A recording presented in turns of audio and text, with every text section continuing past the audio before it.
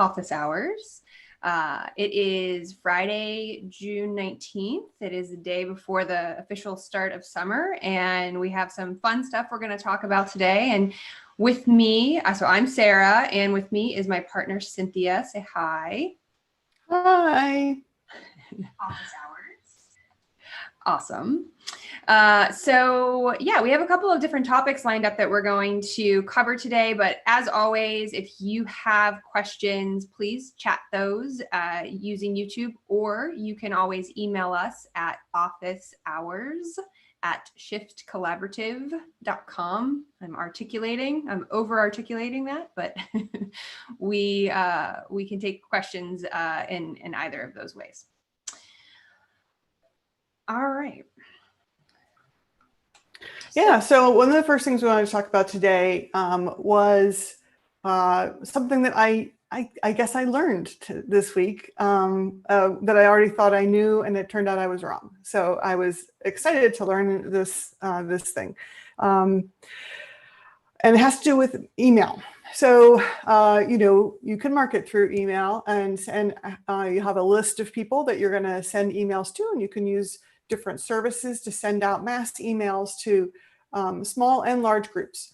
And there's rules and regulations about that. For example, there's the CAN spam law is the major set of laws that the federal government has put in place about how you can advertise and use email addresses and email commercially. So for the longest time, I have had the thought that you have to get people to opt in to your list, that you can't just add people to your list. And so we're talking with a client about that, and I kind of had this sort of niggling feeling in the back of my mind, like, can I realize, is that in fact true? So I went and looked at the regulation, and it is not true. It is not true that you have to require people to opt in. Now, you email people? You've done many an email campaign, Sarah. Mm-hmm. Did you already know that you didn't have to get an opt-in? From a legal perspective, not sure if that had to happen, but from a best practices perspective, I've always believed that it does make sense to ask people if they're interested in getting content from a person or an entity, a company, and that if you do that, then perhaps your list might be a little bit smaller and you have to do a lot of different tactics to grow it, but you have a list of people who are more quality and who want to have a relationship with a brand or an organization. Yeah, I mean, your emails are going to, and any kind of communication is going to be way more effective if somebody actually wants to hear from you. If you're adding people to your list who don't want to hear from you, that's just not going to work anyway. So there are rules about the emails that you send. And so one of them is that you have to make it very clear how to get off the list, how to unsubscribe. And you're not required to have like an unsubscribe link, but you do need to have a policy, and you are required to act as quickly as possible to take someone off if they want to be taken off. And that's why having an unsubscribe link that automatically removes somebody and keeps a record of their wanting to be removed is a requirement. Mm-hmm. It's a best practice to keep track of that. But so as a best practice, you want to email only the people that want to hear from you. But the fact that here's the situation that came up. A client has been running webinars, and so people sign up for those webinars, and at the end they have the list of the people who signed up. And so the client wanted to know, can I put those individuals into my mailing list? And the answer is that yes. And also, I think as a best practice goes, if someone thought your webinar was worthy of attending, they probably, first of all, they know who you are, and they probably feel there's a high likelihood that they're going to be glad about the information you sent to them. So I felt like I felt very confident telling that client that it would be okay to do. Yeah, for sure. I think it's interesting. So the law is called the CAN Spam Act. CAN-SPAM, as in Mary. So spam, like the meat, which I think is the first time that I've ever known a law to be humorous in its name. Right. It is interesting. Although it's counterintuitive. It's really the can't spam law. Right. Yeah, so I think that as marketers, we have to sort of be aware of the legal aspects and sure about those, so that we can operate within the definition of that law. And perhaps we're learning new things about that law that we've looked at. I don't know that I have read it cover to cover per se. So I think it's always good to refresh, especially when you get questions about it, it kind of, revisiting that and getting familiar with what's possible is always helpful. Yeah. Fortunately, the federal government, and this is, I think, under the FTC, they do have nice explainers and good Q&As and about how to use it, so that they can interpret what might otherwise be a fairly hard to read regulation. And in this case, the Q&A in particular helped me feel very confident, because someone really asked specifically about that. So very helpful resources available just from our Treasury, whatever it was, ftc.gov, something like that. Sure. Well, I think the other thing that kind of takes the pressure off of doing the best practices around this is that the email platforms out there, the Constant Contact, the MailChimps, the Campaign Monitors of the world, have those sort of controls already built in and policies available in there. And you by creating an account are accepting to adhere to those types of policies, and then they help you to make sure that you are taking somebody off the list immediately, and maintaining that clean list. You don't have to do all the manual work behind that. These tools can help you do it in a legal and also sort of automated way, which is nice. Right. Reduce the stress for you and keep it simple and keep it good. Right. So, but thinking about the CAN-SPAM law, then of course always makes me think of the term that was invented at PodCamp 2. So PodCamp, PodCamp Pittsburgh 2. PodCamp was, I don't know that they're running anymore, but back in the crazy early days of social media, 2006 and so, there were a series of conferences, typically about blogging and podcasting and so on. They were free. They were unconferences in that they attempted to be a little bit more community driven. And so PodCamp Pittsburgh was one of them, was I believe the second one, started by Justin Konecki. And at PodCamp 2, we were talking about email, and someone came up with the word, well, what about, it's not really spam. Like, it is email that I want. It's just arriving in a way I don't want it, or I don't want it now, but I'm going to want it later. And so it's not quite spam, but they came up with BACN, BACN. And we had T-shirts and hats and all sorts of things. And it got a mention on NPR, and it was a heady time.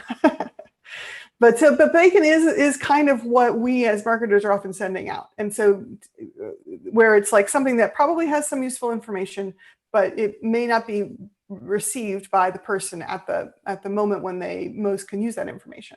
And so thinking and working very hard to make sure that the messages that we send out on email and everything are at least valued at some point, and if possible, they arrive at the right moment, as well as having the right content. That is, I guess, our ideal, our kind of holy grail. Yeah, I will say, just for my own, personal inbox, the amount of email that I'm getting from people that organizations and brands that I have subscribed to, feels at a very high level like overwhelming, the amount. But I'm glad when I make the time to look through them and actually read them. I always find something interesting and helpful. But there's a lot of them that I just mark as read, even though I haven't read them. I think it's an important behavior as marketers that, your list there's an engagement level of email, of your list to your email. And so, like you're saying, sometimes people it has to be the right time, the right message for them. But sometimes it doesn't even matter. It's just they're so busy, and maybe they'll go back to it after the fact. There's just this idea of engagement and freshness in that email relationship that I think is kind of hard to quantify or be able to measure. Are people really engaged in the content on a regular basis? Is a question, I think. Yeah. For sure. I mean, our inbox has become, everyone's inbox has become this combination of to-do list and junk folder and actual, means of communication. It has to cover all of those different needs. I've been using a tool called Boomerang for Gmail. Do you use that at all? I don't. So what Boomerang is, it does two things. One is you can mark something and you can say, remind me about this later. And you can say when you want to be reminded about it. So you get it off of your immediate list, but it will come back to you in a day or so when you want to deal with it, which is a useful tool. But then the way it's actually more useful to me is I get an email, I read it, I'm like, okay, yeah, I got to do something about that. And then I proceed on with my life and don't do it. And so Boomerang will remind me, hey, you got this 5 days ago. Did you want to reply? Like without me even telling it, I need to be reminded about it. It's just like, you forgot this. And it is wonderful for that. So it's in a Gmail extension or add-on? Yeah, it seems to be a Gmail extension. Yeah. Interesting. Yeah, that seems helpful. We integrate, I think, a number of different tools like Asana into Gmail, where you can create a task from an email, and I don't do that very often. I don't do that either. I do create Asana tasks from Slack, which is our other, because email is doing too much, we use Slack so that someday we're going to hate Slack as much as we hate email. But I do create tasks from Slack. Yeah. Okay. I don't do that either. I mean, I have it integrated, but yeah, I mean, it's just all these, because email is really a huge communication channel right now for so many brands and organizations to be talking about where they stand on issues specifically right now. We are getting a lot of emails. And I'm not, saying that as a bad thing. It's just that you have to manage all of the madness of the email. And, you might want to read these emails. You want to know where different organizations and brands are standing in light of different topics and issues that we're seeing of today, but you just don't have time. So having something like Boomerang seems like a really great way to, manage your time on it. Mm-hmm. The fact that we need it is sort of sad, and yet it's great that it's there. Humans are tool builders, and we solve the problems that we face. And I think, to your point about creating great content, really upping our game as we send out emails, making sure we send out stuff that's valuable, not overwhelming people, but making sure we're providing good content. It's almost like an ethical choice as well as efficacy. It's more effective if we build good things, and it's just the right way to be. Yeah. So I think just, you can look at any marketing, channel as an opportunity to build a relationship. And I think that perhaps some folks aren't looking at email as a relationship building tool, and they're not maybe looking at even like direct mail as a relationship building tool. I would sort of look at direct mail as maybe that first impression. And that is a very important thing in life. That first couple of seconds is when you're trying to really be authentic and, present yourself in the best possible way. And so direct mail and email, I think have a real opportunity to shine in the marketing toolkit if done properly. And I think it does come down to content and understanding and knowing your audience, which is what all marketing comes down to, no matter what channel you're in.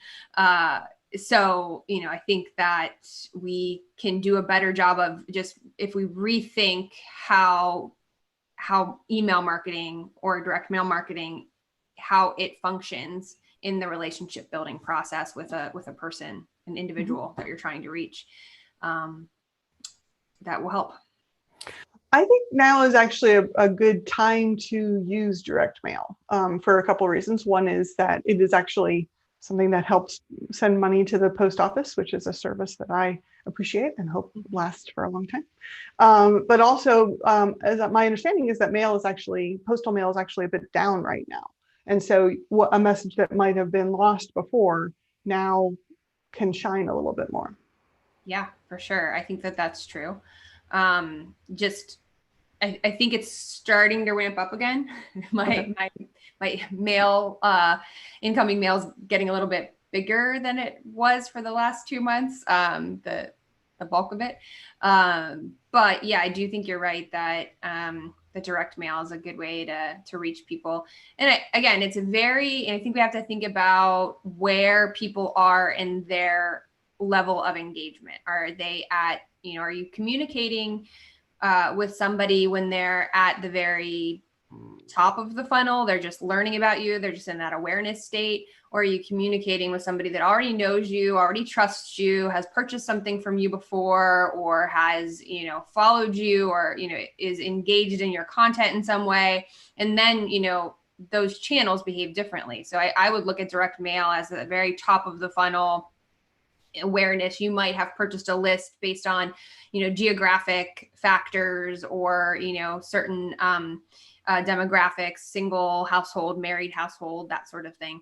And so they don't know your brand probably. So it's an opportunity to really stand out and clearly lay out what you're offering them. Absolutely. Then this actually, I just want to have one more thought on the whole buying of a list, and then tying that back to the email for a second because it is an important difference. You think, okay, I can buy a list of email addresses, or I can buy a list of physical addresses and names that go with them.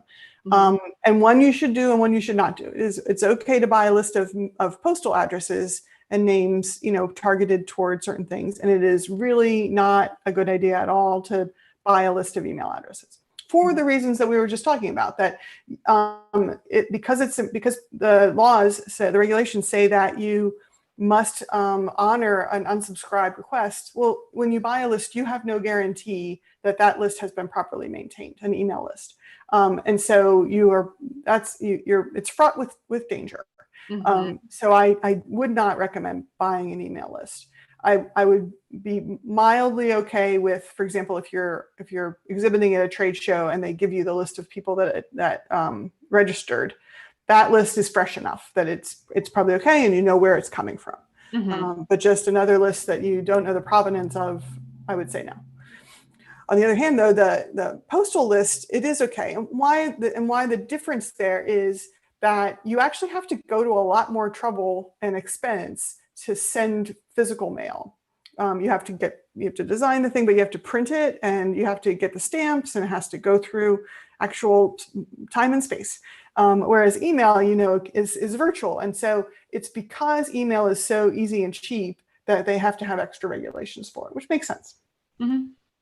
Yeah. But so just to echo what you're saying there, it's a direct mail campaign can be a really powerful way to, and at different stages in making people aware of you in the first place, or following up on something that they had sent or mm-hmm. contacted or experienced with you, or continuing to build a relationship over time.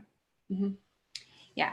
I think you need to, with all of these, you need to evaluate like you're saying, the swiftness of it, the freshness of the content. So like email is instantaneous, and you can get information, out about changes that your business is facing right now. Do you have different, hours of operation? Are you solely moving online? Do you now offer a special service that you weren't offering before? And you need to get that information out fast. So email's a really great way to do that. Social media is a really great way to do that. Direct mail is not a great way to get that message out. It can be there. It can, it's just that if you're trying to reach people quickly, that's not the way to do it. So you need to evaluate the message, what you're saying, and how it's going to land, in front of people, where they're going to be in their lives. How are you interrupting them, or, are they actively seeking it out? All of that sort of plays a part into what your channel mode is. Exactly. I'm also seeing, and maybe this is the old fuddy-duddy in me, but I'm seeing different messages coming through in texts now. So and I think that's a channel people have used more, and I just haven't been so exposed to it, but I'm not really sure. But that has to fit in with the timely side, don't you think? It's more about the instantaneous. So the way that I see it work pretty effectively is, with service-based businesses where you have an appointment or, health appointments as reminders and as ways to communicate. I find I sign up for that when I have, vendors that I can schedule an appointment online, then I'm also subscribing to them texting me updates and information. And sometimes they're texting me, an offer or a discount, but sometimes it's really just functional of this is when your appointment is and do you need to change it or are you coming, that sort of thing. And I think that is real-time communication that is really helpful for businesses to know, especially, an appointment-based business, to know that someone has to cancel or isn't coming or whatever. Right. Hair salons. Now the hair salons are back, and we can tame our corona hair. Yes. We're all very thankful. Right. Well, cool. So just again, for the folks that are watching us online, if you have any questions or thoughts or reactions, go ahead and chat at us. I see that we got a chat from David D'Angelo, one of my blogging and PodCamp Pittsburgh friends. It's a community that I sort of miss having around. So I'm glad to see you there, David. Hi. Those are really great conferences. I went to a few of them and I love them. I met so many people that, I stay in touch with more in Twitter and in the social realm, but I love those. I really did. Yeah, they're a good thing. Mm-hmm. But so if you have questions, you can send them to us in the chat or email us at officehours@shiftcollaborative.com, and that address is also in the doobly-doo, as the kids say. They say what now? The doobly-doo instead of the description, and you point down to the description. Got it. Okay, it's down there. I gotta take a drink. I don't know if it's all the kids. It's mostly John Green of Vlogbrothers. So. Okay. Take a look right. What's our next topic, Sarah? So next we are going to talk about awareness campaigns, the sort of awareness campaign versus lead generation campaign. So kind of really focusing on what is an awareness campaign, how do you measure it, what are some of the tactics involved, when do you use it, all that good fun stuff. We have the good fortune of working on a lot of both of those types of campaigns, both trying to generate public and consumer awareness, but also working with clients that are looking to generate inquiries for their business. So. Mm-hmm. Or convert those inquiries into sales. Yeah. Yes, absolutely. Where possible. Yeah. Okay. Yeah. So I think the first question is just this idea, and I, a savvy marketer already knows this, but really drawing the distinction between the kinds of campaigns and therefore the kinds of goals is important. So it's important to just really understand that awareness, like building awareness is important. Like, if just because you built it doesn't mean they'll come. You have to let people know that and let the right people know that your product or service or whatever exists, that you exist, that it exists, and that it solves a problem that perhaps they have. Right. Yeah. And I think that, it's an awareness campaign can make a down the road lead generation campaign all that more effective. They work, sometimes we will overlap them because they work really well together. Specifically, I'm thinking about campaigns in search engines, Bing, Microsoft, and Google campaigns, where by generating that initial awareness in a display advertising campaign where they've seen, a visual of your brand, and maybe they didn't click on the ad, but they saw it, and maybe they saw it a number of times, and then all of a sudden they go to search for your service or product and your ad comes up. That makes it all the more likely that they will actually click on that ad that is trying to generate them to take an action, buy something, fill out a form, pick up the phone and call, whatever it might be. So those two things work in tandem together. Absolutely. And thinking about where your campaign, lies in the, as we call it, the customer journey. Like, people aren't trying to buy things every day. and it may take them a while to make a decision. Mhm. I'm not trying to buy anything at all now, so it's a particularly tough time for some things, I guess. Yeah. But being the funnel that we're often sharing with customers, and I wonder if we can even pull this up on the screen, is they go from not knowing something to being aware that it exists, to being interested in it and seeking out more information and making choices and comparisons and getting engaged, really, coming closer to a decision and then committing. Yeah.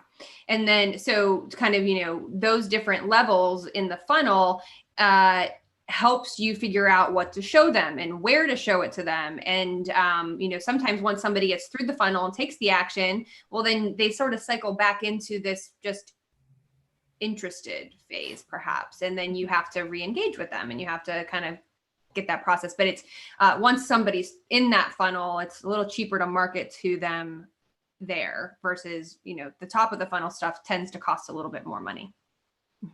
And the kinds of information that you share at each stage along the way matters too. At the beginning, it's just this exists. It's a bit informational, but it maybe doesn't go quite as detailed. And you don't want to give people super detailed information until they're in that comparison sort of stage where they're saying, okay, I do need some solution. I need some product like this, but do I want to buy from you or from this other company over here? Or what are the similarities and differences, and how do I even choose?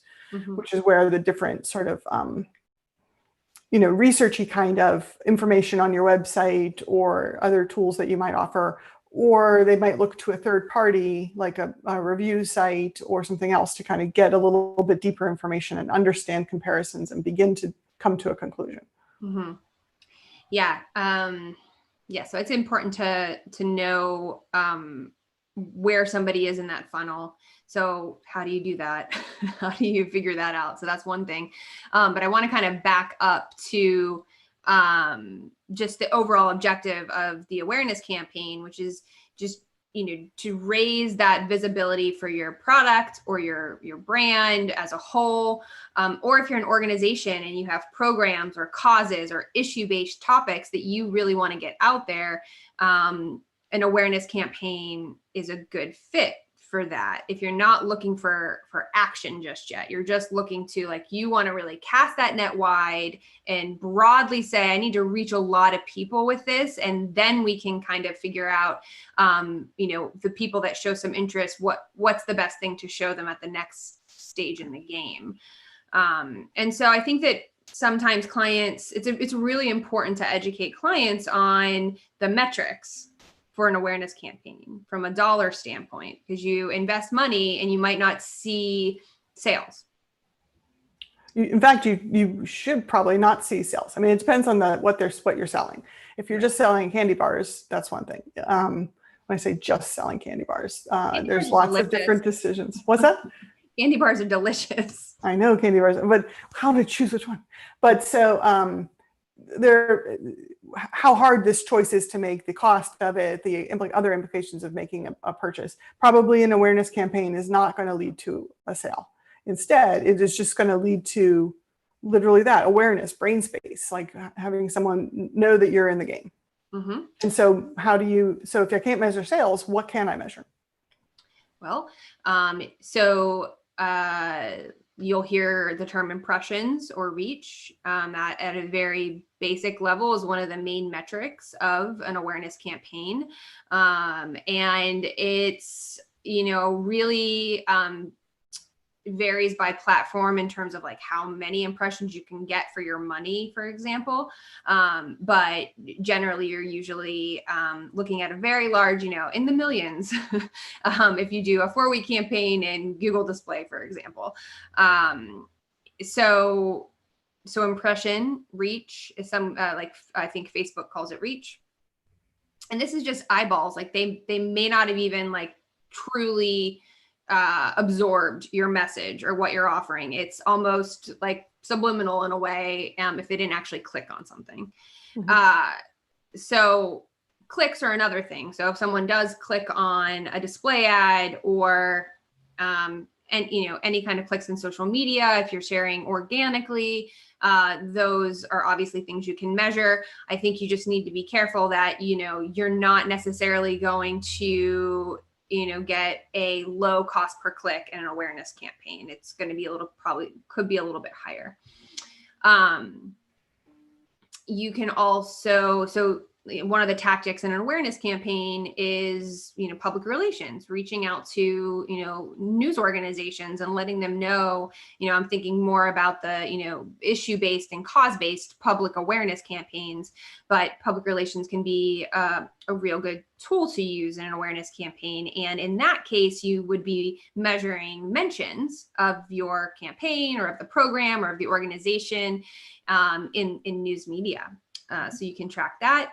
The other thing you can look at over time is an uptick in search for the terms. If you're, this could be for a product, it could be for anything. You're kind of tracking, how often are people searching for this term, and then you layer on this great awareness campaign. And if you see an uptick in that search volume, that could mean that your campaign is working.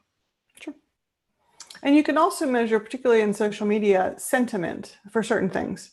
When we have mentions online, are they in a positive way, a negative way? What words are associated with the mention, whether it's for a product or for a company? Yeah. And as far as measuring, like just how much share of brain space,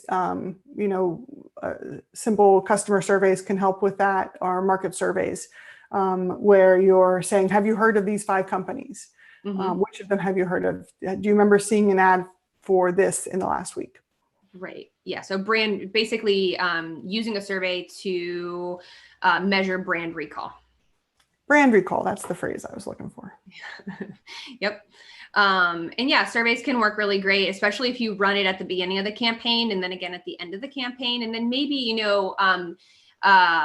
you could run it again a year later to see if different kinds of efforts that you've been doing have been paying off. So, I think a survey or a poll, very simple one, can be a good thing to do for sure. Mm-hmm. I'm trying to think if there are other things. Well, there's we kind of talked about clicks, but there's also engagement again on social media. If people see your ad, do they like it, for example? Because you can like an ad on Instagram or comment on it. Mm-hmm.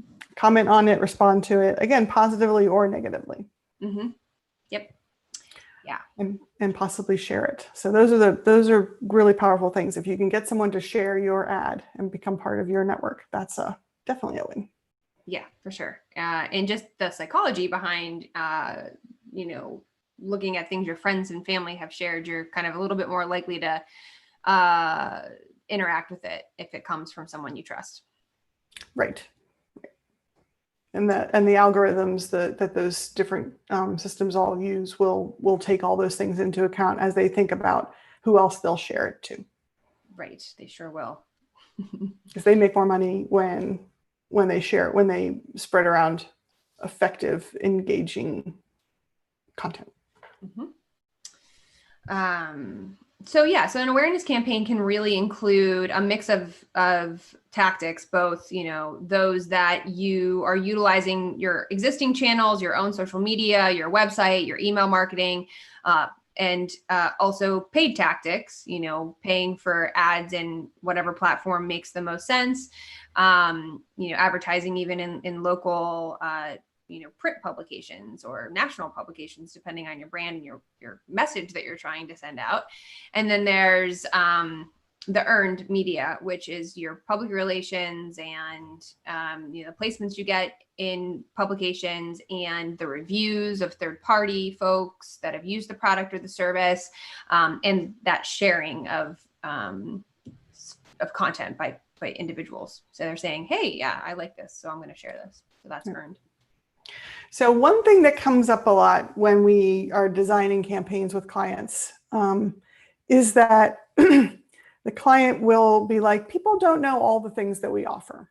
And they'll want them to get all the things they offer into all of the marketing that we do. how do you respond to suggestions like that? Very nicely, I say. When it comes to an awareness generating campaign, or more specifically, a lead generation campaign, we really need to focus our message very specifically and focus our call to action to a single one call to action. You could, if you want to increase your email newsletter followers, you can have a campaign. It can be in part of the same messaging as a large campaign, and you have a landing page for that. It's just for newsletter signups. It's not to call me. It's not to fill out a form. Just sign up for my newsletter. Here's why. Here's the content that I have. If you're interested, we'd love to have you on as a subscriber. And then you have a landing page that might be a little bit more proactive and saying, here's the service that we offer, and we would like to talk to you about it and see how we can help you with whatever it might be, and fill out this form. But just one form where it's very clear what is going to happen when I fill out this form. Are you going to call me? Are you going to email me? What's happening next? So really focused messaging, and really only one call to action, whatever that might be. And why? Why is it that we're so strict about this? Because people, I compare it to a toddler. So when a toddler is, learning to be more independent, they want to dress themselves, and you want to give them that independence. But I find that if you just give them a choice, it's much easier for them to make a decision. If you give them, here's your entire closet of what you can wear, they probably will wear 15 of the items in the closet as opposed to 3 of them.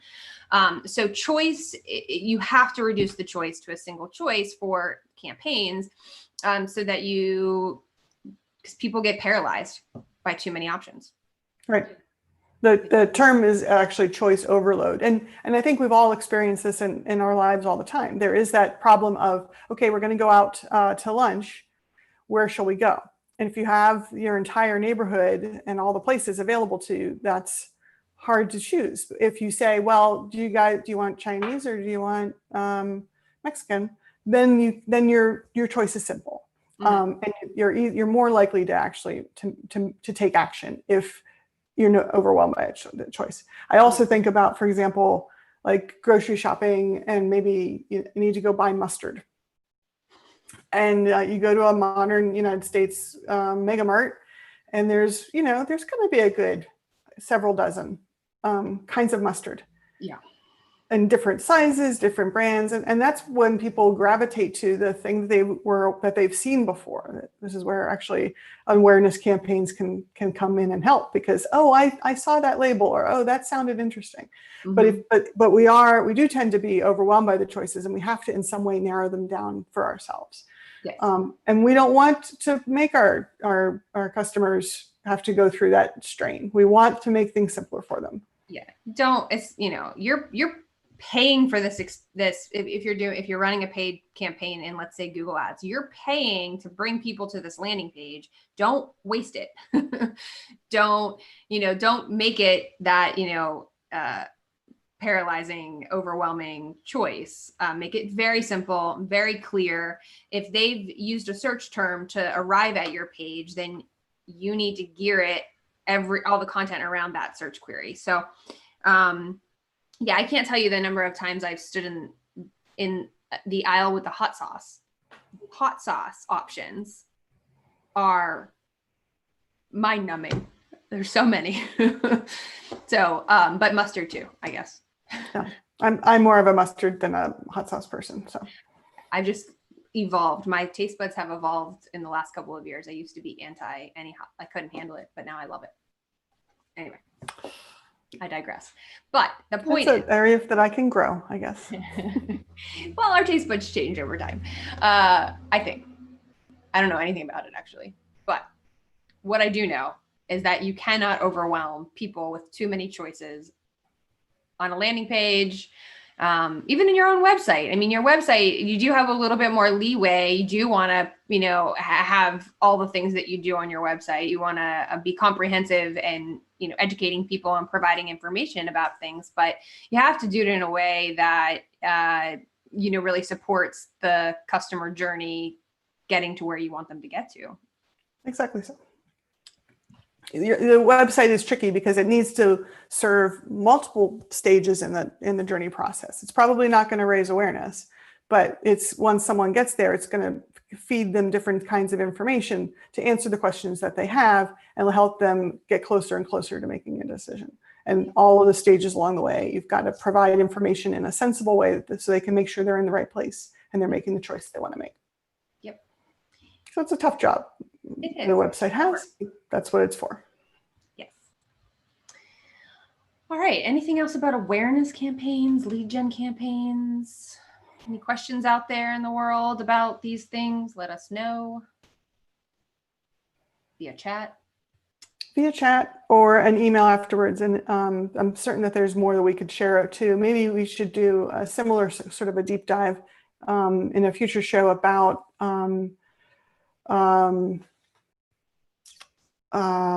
lead gen campaigns, as opposed to about I guess brain freeze, and then lead gen campaigns, and what makes for good lead gen campaigns, what works for converting. So we'll have to do that in a future episode. That sounds like a good idea. I like it. So another area that we wanted to talk about was something that I think we're all sort of experiencing in a heightened way right now, which is that it's a continuing puzzle that facts, like giving someone facts about any topic, doesn't seem to necessarily change minds about a topic. Nope. So, then what's going on there? Certainly facts are facts, right? And yeah, why aren't we rational people? Why are we not compelled by evidence in front of us? There's a lot of reasons. I think probably there's a lot of psychological way that our brains are wired. Just as back in the day of early humans, there's a real herd mentality that exists. It still exists today. We make decisions based on what others are doing around us, or we are influenced by how those decisions, they're making those decisions, opinions they hold, and of our friends and our family. And so a lot of how we shape our own decisions, whether we understand it or not, is based on what other people are thinking and how they feel about a thing versus a fact that might go against the opinion of your herd. Sorry, not herb. I do like that. That's exactly it. That a belief that you have is not just sort of a line in an encyclopedia, but it is becomes part of your worldview. So it's how you are understanding the world, but also how you're understanding yourself, your place in the world, and like you say, your place in your tribe or your herd. And so changing a belief then is not just like, oh, let me edit and correct this line. It's a requirement to actually kind of reform some of those things. And the more strong or deeply held the belief, the harder that is. Like if I think, oh, it's 90 degrees out, and you tell me no, it's 92, and you show me, like, that's not changing my worldview. But something like are vaccines safe? Well, that can fit into a whole bunch of things. It's about like, what is the role of medicine in our world, and how do things work, and what are the effects of medicine? And I mean, there's a whole bunch there that's more than just, are vaccines effective at helping humanity? Right. Yeah, I think that partially why facts don't work in maybe campaigns as well as we would want them to is because they're pretty cut and dry. They don't have any sizzle or entertainment value to them necessarily, perhaps. And just in the very cluttered, crowded messaging world that we live in, to break through to any type of person, you have to entertain them. Maybe some people need to be shocked into paying attention, or you have to make them laugh. Just some sort of entertainment value will get them paying attention, so that you can then later on educate them. There's also this weirdness in brains where even the first version of a story that you hear is very sticky. And so even if you're told later on, oh no, that was incorrect, even if you believe that, it can be hard to become completely free of the information that you first received. Yes. There was an article in the New Yorker a couple of years ago. Let me see if I can put this up on the screen. That was looking at a book about this, and it got a lot of play. It was a widely read piece by Elizabeth Colbert from February of 2017. Why facts don't change our minds. And this graphic they've been resharing it again recently, because it is this sort of weird puzzle. But what was neat is if you check this article out, it talks about a couple different research studies done out of Stanford and other places, where people were told something about themselves, either that they were good at something or they were bad at something. And then later on, they were told, actually, we just made that up. It was completely random whether we said you were good or bad. But people still in some ways believed that they were either good or bad based on what they were told. And it's a fascinating thing that can happen to people. And we all think that we are smart enough to know better, but it's not about being smart. It is just about how human brains work. Right. So we are predictably irrational, according to Dan Ariely. I don't know if I pronounced his name right, but this is a book that I've just started reading, and I think it explains a lot. It goes through a number of studies, like your like that article. He does studies himself, and it's really interesting. Just kind of the things that our brains anchor on, and that, like you said, that initial piece of information that you get, you really have a hard time believing anything else. And then the context in which you receive that piece of information might matter too. Did you and your family member read the same, piece of information together and talk about it? And, you adopt it, and it becomes how you think. And it's really hard to change it even down the line if it becomes known that by fact it's wrong. So. Right. All of those things, then, when you're trying to persuade someone to have some new information, then knowing that that all these other factors come into play means that if you're providing new information, you need to take those things into account. So you might, for example, be more likely, as you were saying earlier, to listen to something or to be persuaded by something if it's shared by someone you're close to, a family member, a close friend, or someone that you respect, which is part of why, celebrities and other sort of spokespeople are used to convey information.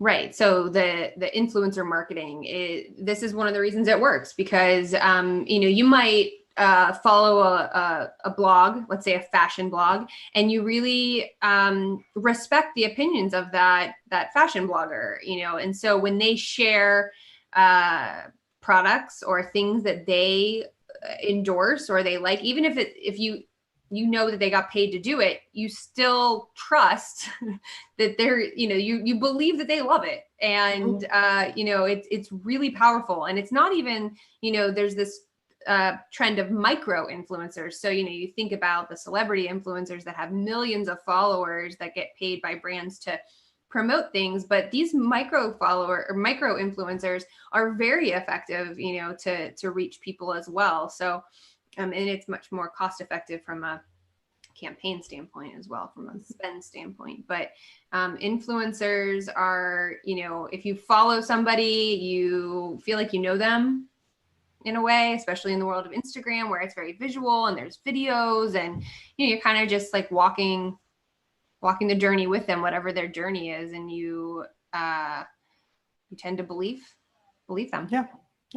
I think that's part of why, right now podcasting is a really has been picked up as a great way to advertise, because in many cases, those, a commercial or a promotion on a podcast is actually read by the podcaster, and it's their voice and their story that's conveying the information. And so there is that extra little bit of trust that is being being used. Mm-hmm.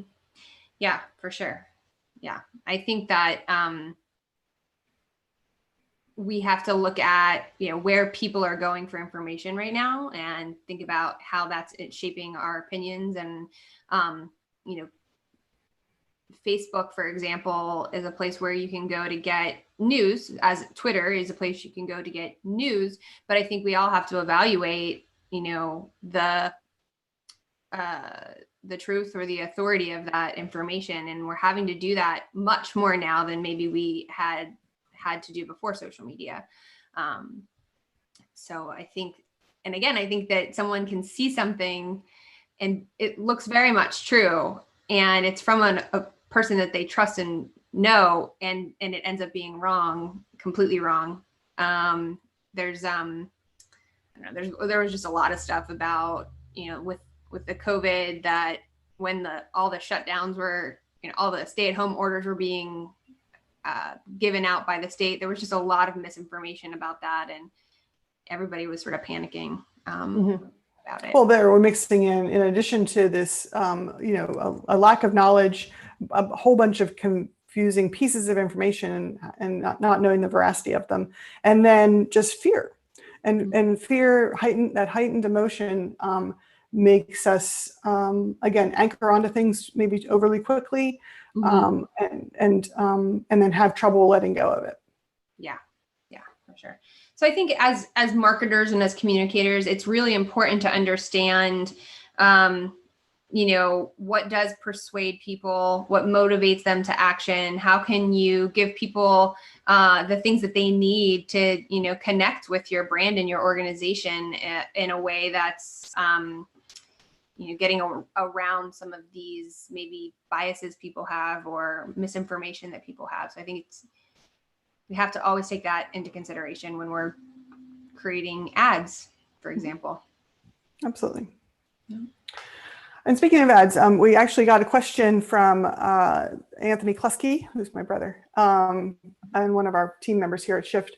What's a favorite awareness campaign or a really successful campaign? And I wonder, do you have I can think of a couple of very classic ones. Yeah. One that comes immediately to mind. The first one that comes to mind is the introduction of the Apple computer, the famous 1984 commercial, which was clearly an awareness campaign. It was first broadcast during, I believe, the Super Bowl, and it wasn't even barely showing the product. It was a 1984. It was a film, and so it wasn't trying to tell you why. It was just telling you something is different. Mm-hmm. That's kind of the stereotypical awareness raising commercial. Yeah, I think about a couple of different campaigns from my childhood that really sunk in. This is your brain on drugs, the egg in the frying pan, and just really made an impression. And again, it's kind of like, it wasn't fact based. I mean, it could have been very fact based, maybe they did weave in facts, but it was just very visually shocking, and it made you pay attention. So there was that campaign. The McGruff the crime dog. I remember McGruff. Sure. Yeah. So he's your crime fighting dog, and you could report crime, and it was okay to report crime. The Smokey the Bear, don't start forest fires. That's a very memorable campaign. All of these have very simple messages. You're just trying to convey one really important thing. And they just really stuck. Yeah. I'm also thinking of the Mr. Yuck stickers, which turned out in the long run to be a counterintuitively bad campaign, because the cartoon stickers actually ended up not working the way that people wanted them to. But it was very memorable, and there was a whole song and everything. So I mean, it was a thing. Yeah, that was another one from my childhood. Yeah. I wonder, can we think of any, though, that are not on a Super Bowl commercial scale, something of an awareness campaign for a small business or like a restaurant or a hair salon? Perhaps. Well, you know, one very classic way of raising awareness is like samples. So you think of the food samples at Costco or your local Mega Mart. That's to make you aware. Hey, are you aware that this kind of kielbasa exists? Wouldn't you like to just try it? Yes. Have you had a sample and then went and bought that product right away? Yes. Yes, ditto. Absolutely.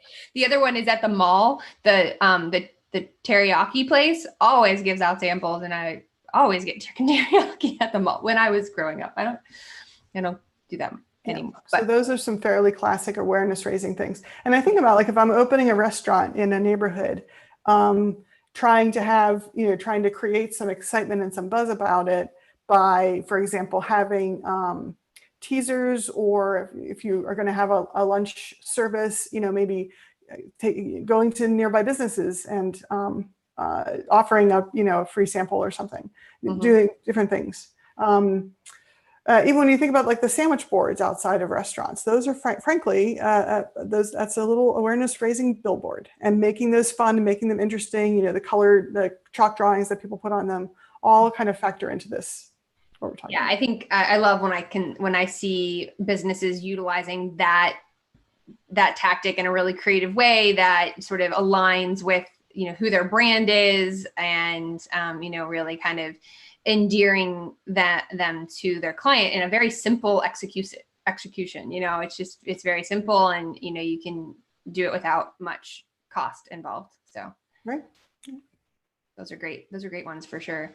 Trying to think if there's anything, obviously like large, huge national like ad campaigns like Got Milk, and we worked with sustainable restaurants to have, raising awareness of sustainable restaurants with bus ads and so on, and really trying to show people experiencing, going to a restaurant can be more than just feeding yourself. It can be also being part of something bigger. Right.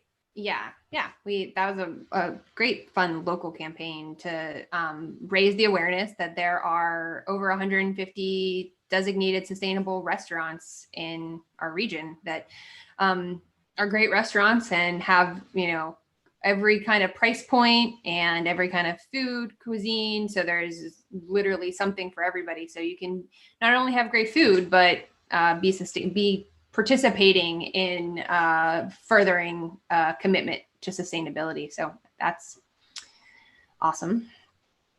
What else? Those are good. I think we're kind of coming to the end of our time here.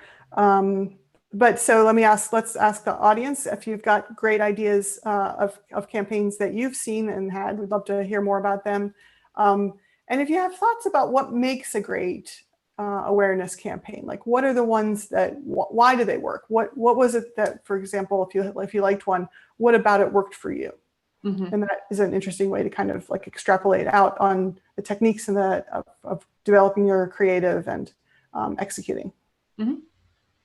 Yeah, we'd love to hear from you, of course, as always. And we have just 2 minutes left. So in our last 2 minutes, so you had shared a book that you're reading, Dan Ariely's Particularly Irrational. Mm-hmm. I have a couple books here. This one here, Shut Your Monkey, How to Control Your Inner Critic and Get More Done. So this is by an artist, Danny Gregory, who I believe had been in an ad firm, and then through some personal traumas, whereas I think it was his wife got sick, branched out in new directions. And so he's a real creative inspiration to me. So I also have this book, which is almost a workbook, Art Before Breakfast, where you practice drawing every day. And you don't need to be good at it, but you will be after a while. And just finding ways to be creative no matter how busy you are. And then this one here is to stop criticizing yourself quite so much. And it's a very lively and fun kind of book. So I'm checking that out, and I am enjoying it. Awesome. Yeah, You're very good about reading books like that.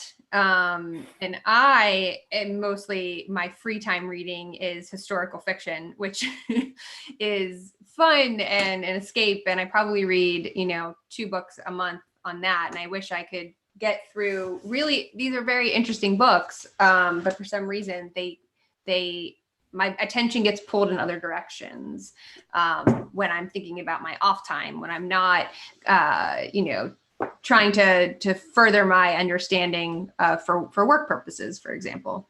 So kudos to you. Well, thank you. But you did learn a lot already from Dan Ariely. He used to be at MIT, and I think now he's at Duke. But he's a really useful person and a really great thinker. Yeah, I have some really interesting studies. He did some studies around saving, and the idea that if you have a month worth of savings, 2 months worth of savings, how that just radically sort of changes your ability to get through financial hardships. And he did a study, or he did work that the app Digit used. So it's just very interesting stuff. So look him up. Very cool. Cool. I have that book on a shelf somewhere, so I should pull that out and read that too. Well, I think that's about all our time for today. This has been fun, Sarah, as always. As always. And we'll see you all next week. Yeah, we'll be back next week. If anyone has any questions or feedback or thoughts, shoot them over to us or catch us on any of our social channels. And we'll talk to you again next time.